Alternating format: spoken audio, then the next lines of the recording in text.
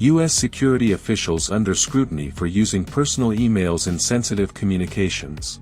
Washington, D.C., April 4, 2025.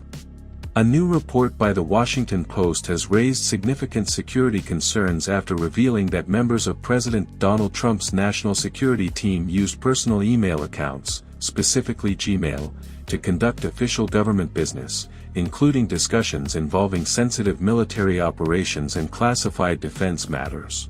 Use of personal accounts exposes security risks. According to internal documents and interviews with 3 current U.S. officials familiar with the matter, several senior members of the National Security Council, NSC, including National Security Advisor Jake Marsh, commonly referred to as MA, routinely use Gmail for correspondence that should have been handled through secure, encrypted platforms such as the Signal app or official government communication systems. Experts have expressed alarm over this practice, noting that Gmail does not offer end-to-end encryption by default for email communications. This makes it inherently more vulnerable to cyber attacks, espionage, and unauthorized surveillance, especially when used in the context of high-level military and diplomatic discussions. One example cited in the report involves a top aide to Marsh, who reportedly used a commercial email service to communicate with other agencies about sensitive topics, including strategic military deployments and advanced weapons systems. These exchanges are believed to have occurred during the planning stages of ongoing U.S. military operations abroad. A growing pattern of lapses. This incident follows another recent breach on March 24, when the Washington Post reported that the editor-in-chief of a national newspaper was mistakenly added to a secure group chat that included Vice President Van, Defense Secretary Peter H., and National Security Advisor Marsh. The chat was intended for discussions about a classified military operation in Yemen. While the White House confirmed the mishap, it described the event as unprecedented, but claimed that no classified information was compromised during the incident. However, cybersecurity analysts argue that the accumulation of such incidents points to a broader systemic issue, a lack of adherence to security protocols and a potentially lax approach to handling sensitive data among senior government officials. White House response. Despite the gravity of the allegations, President Trump has stated that he does not plan to dismiss any of the officials involved in the controversy at this time. "We're reviewing all communication policies, but I have full confidence in my team," Trump said during a brief press interaction on Tuesday. "These are honest people trying to do their jobs in a fast-moving environment." Nevertheless, bipartisan criticism is mounting. Members of both the Senate Intelligence and Armed Services Committees are reportedly seeking briefings from the Department of Homeland Security and the National Security Agency regarding the potential breach and broader implications for national security. Historical context. The use of personal email for government business has been a politically charged issue in the United States. During the 2016 presidential election, Hillary Clinton faced intense scrutiny over her use of a private email server while serving as Secretary of State, a controversy that became a major theme in Trump's campaign. Now, critics argue, the Trump administration appears to be repeating similar patterns while failing to hold its own officials to the same standards. Britain becomes Russia's primary adversary amid rising tensions. While U.S. President Donald Trump's administration is seeking to restore relations with Moscow and promote peace between Russia and Ukraine, the United Kingdom has unexpectedly emerged as Russia's main adversary, an occurrence that has repeated several times over the past 2 centuries. On March 10th, Russia's Foreign Intelligence Service, SVR, stated that London today, just as before both world wars in the last century, is playing the role of the world's leading aggressor. The agency accused the UK of attempting to obstruct President Trump's efforts to mediate the Ukraine conflict. Beyond the UK, Russia also criticized the European Union, EU, particularly French President Emmanuel Macron, after he suggested the possibility of utilizing France's nuclear arsenal in response to perceived threats from Moscow. Russia shifts focus from the US to the UK. Since Russia launched its military campaign in Ukraine in 2022, the conflict has become the largest in Europe since World War II, causing hundreds of thousands of casualties and pushing relations between Moscow and the West to their most hostile state in decades. Previously, Russia mainly criticized the United States for its military support to Ukraine. However, with Donald Trump assuming power, the situation has changed. According to 3 unnamed Russian officials, the UK has now become Moscow's principal opponent. One official accused London of instigating chaos and conflict in Ukraine, while another suggested that Britain is leading the West in escalating tensions with Russia. Recent remarks by UK Prime Minister Keir Starmer regarding the potential deployment of troops and aircraft to Ukraine as part of a peacekeeping force have angered senior Russian officials. Additionally, the UK's leadership in convening the Alliance of Willing Nations and actively lobbying President Trump to increase support for Ukraine has further displeased Moscow. Russian Foreign Minister Sergei Lavrov accused Prime Minister Starmer of escalating tensions just as President Trump is working to de-escalate the situation. Escalating diplomatic tensions between Russia and the UK. British diplomats in Russia acknowledge they are facing significant challenges. Reciprocal expulsions have led to a reduction of at least 10 staff members at the UK embassy in Moscow since the outbreak of the Ukraine conflict. At present, neither Russia nor the UK has an active defense attaché in each other's capitals. On March 10th, Russia's Federal Security Service, FSB, accused a British diplomat and the spouse of another diplomat of espionage, ordering their expulsion. London immediately rejected the allegations as baseless. On March 12th, the UK summoned the Russian ambassador in London and expelled a Russian diplomat along with their spouse in retaliation. The UK Foreign Office stated, "It is clear that the Russian government is attempting to pressure the British embassy in Moscow to shut down." When questioned about Russia's hostile stance toward London, a UK Foreign Office spokesperson responded that Britain will not engage in debates over baseless accusations from Moscow. The spokesperson further asserted Russia initiated this war. While they focus on sowing division, the UK and its allies, including the US, remain committed to securing a fair and lasting peace for Ukraine. Any suggestion to the contrary is simply absurd. Focus on sowing division, the UK and its allies, including the US, remain committed to securing a fair and lasting peace for Ukraine. Any suggestion to the contrary is simply absurd. British expert: Trump made a mistake by pushing Ukraine peace talks too early.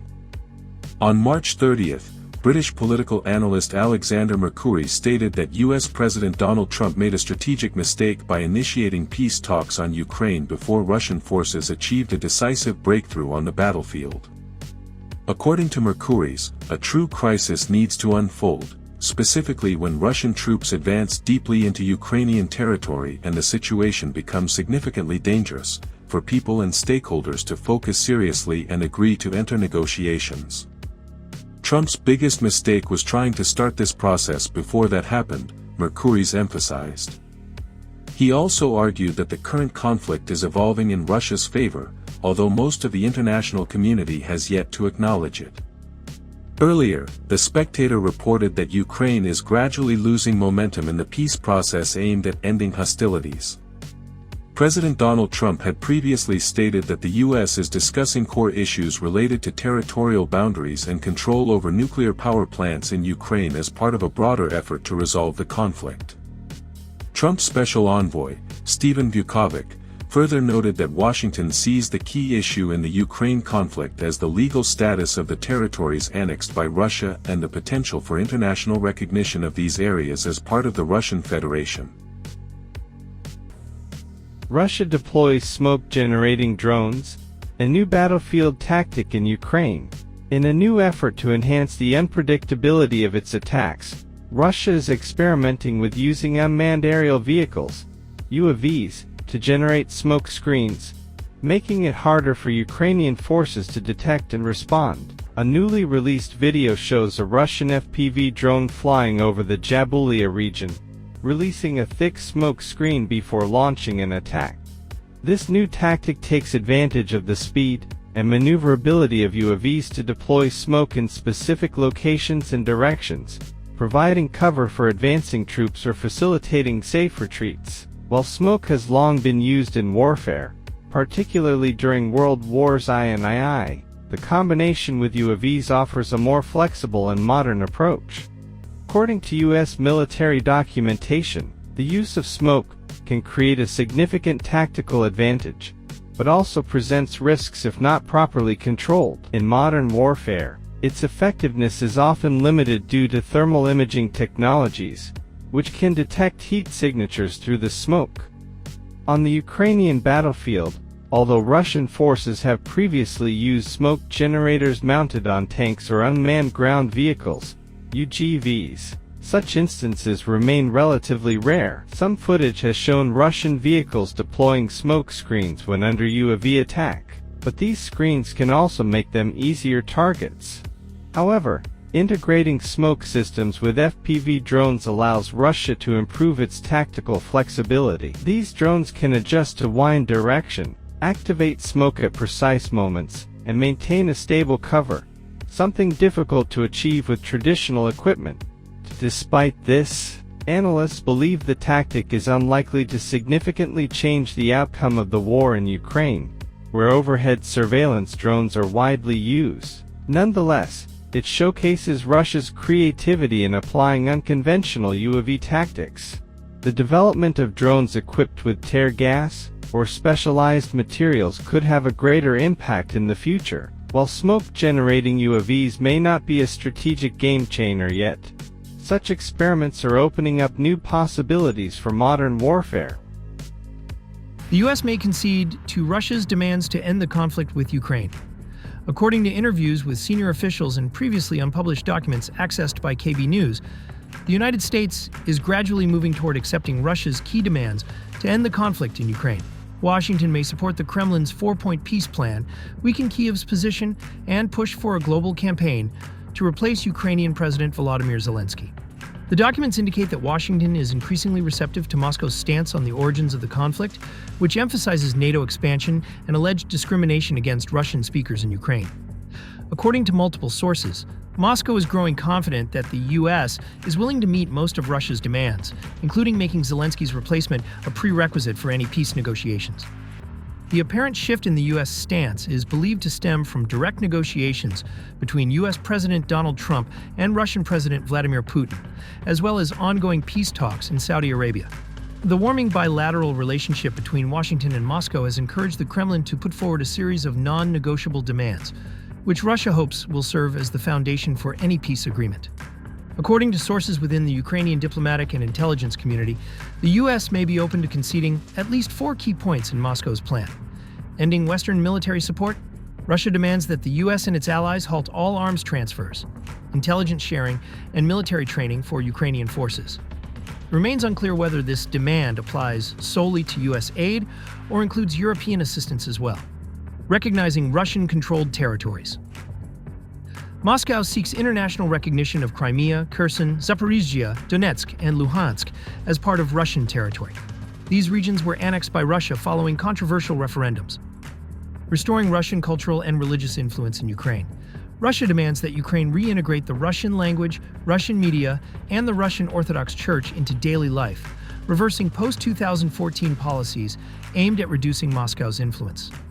Returning to the terms of the Istanbul Agreement, Russia wants Ukraine to adhere to the commitments outlined in the peace agreement negotiated in March 2022, which included Ukrainian neutrality, security guarantees, and military limitations in exchange for a Russian troop withdrawal. Experts warn that reverting to the Istanbul Agreement could compromise Ukraine's security and sovereignty. However, it remains uncertain how far Washington is willing to go in making concessions to Moscow, or how Kyiv will respond to these developments. The U.S. leads global arms exports. Ukraine becomes the largest importer.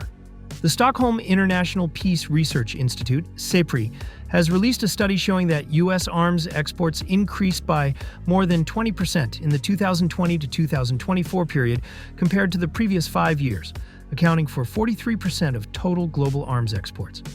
This figure is significantly higher than the 35% average over the past 2 decades, highlighting the notable growth of the U.S. defense industry. The U.S. dominates arms export market.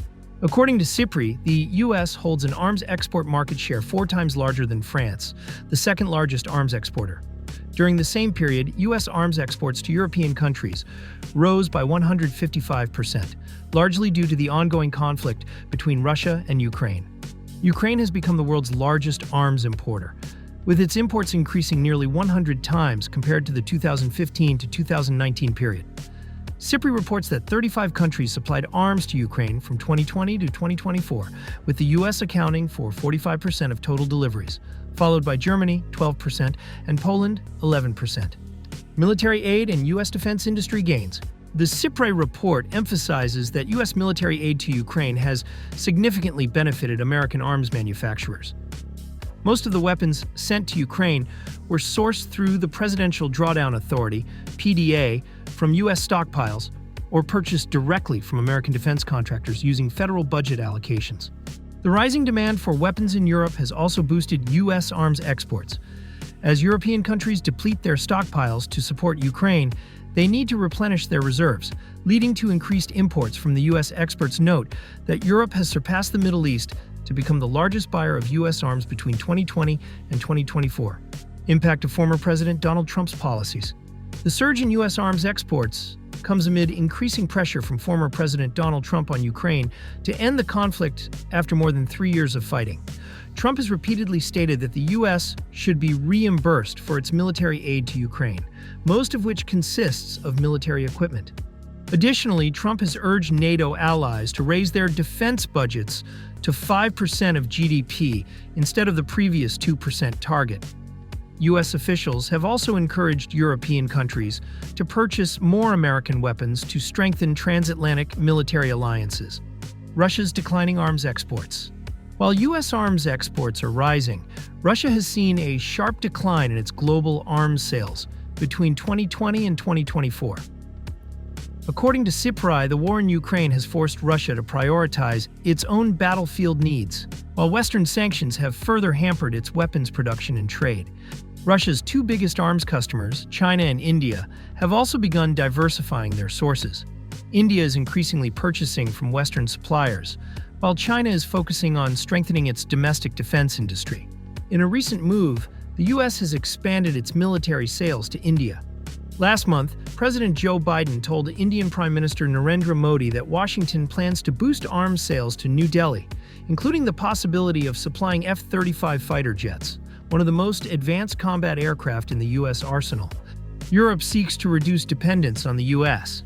Although the U.S. remains the dominant arms exporter, some European countries are considering developing their own domestic defense capabilities rather than relying on American suppliers, especially in light of Trump's statements regarding NATO relations. CyberSecurity researchers note that the current trends reflect a broader rearmament movement in Europe to counter potential threats from Russia. European nations have already acquired nearly 500 fighter jets from the U.S.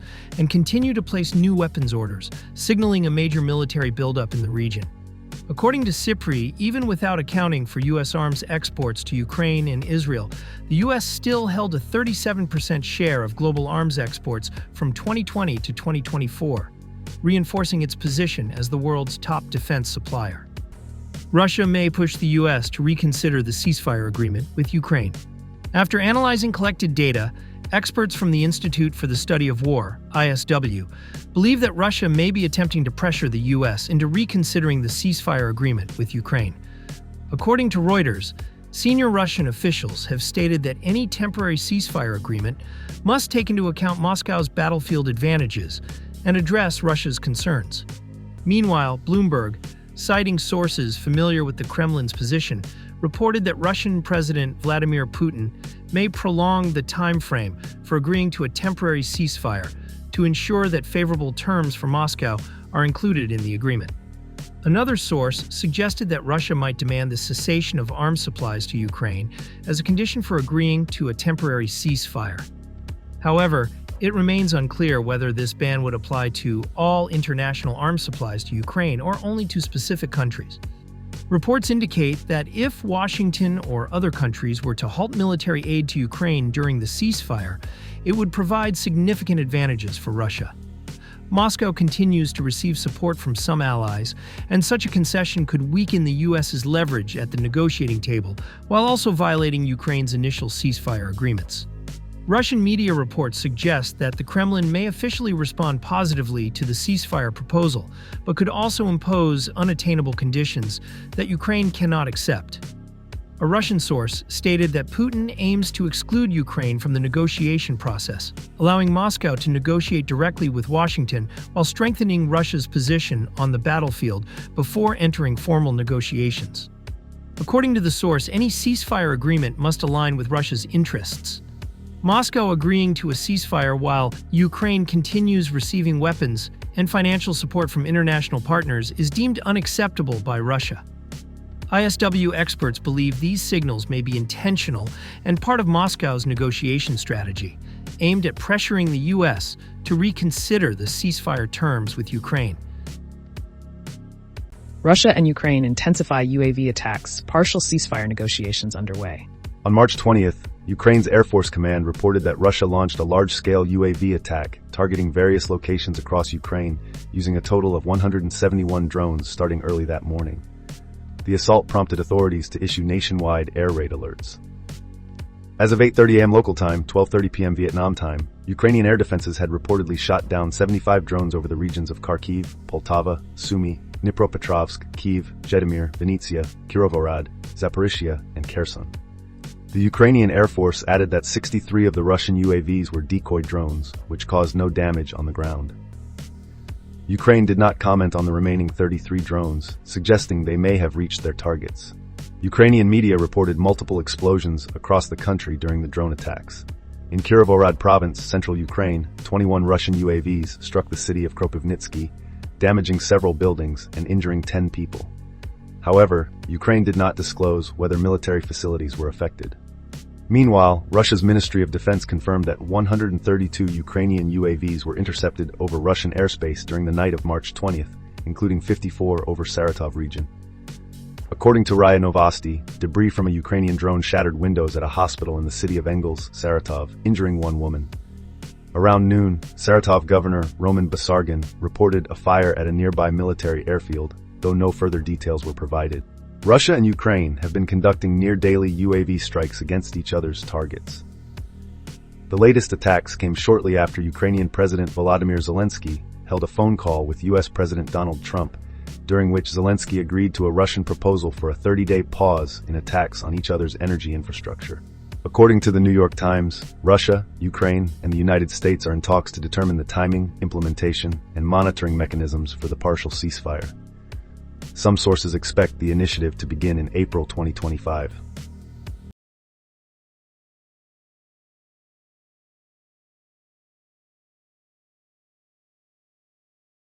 Russia strikes Ukrainian mechanized brigade in Sumy province with Iskander-M missiles.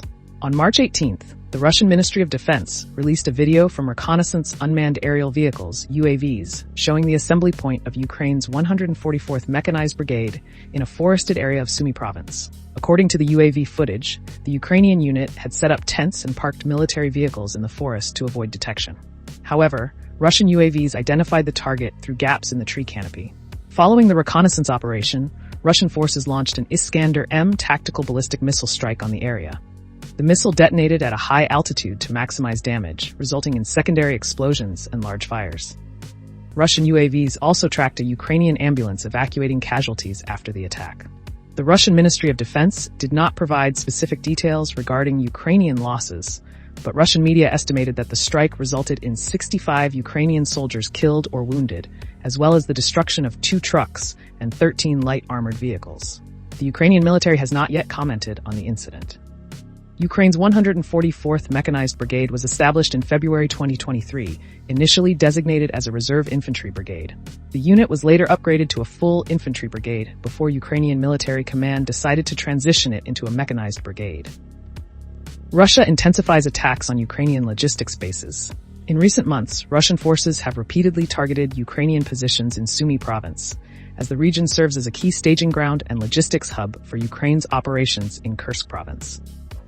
Beyond Sumy, Ukrainian units in other areas have also been struck by Russian Iskander-M ballistic missiles.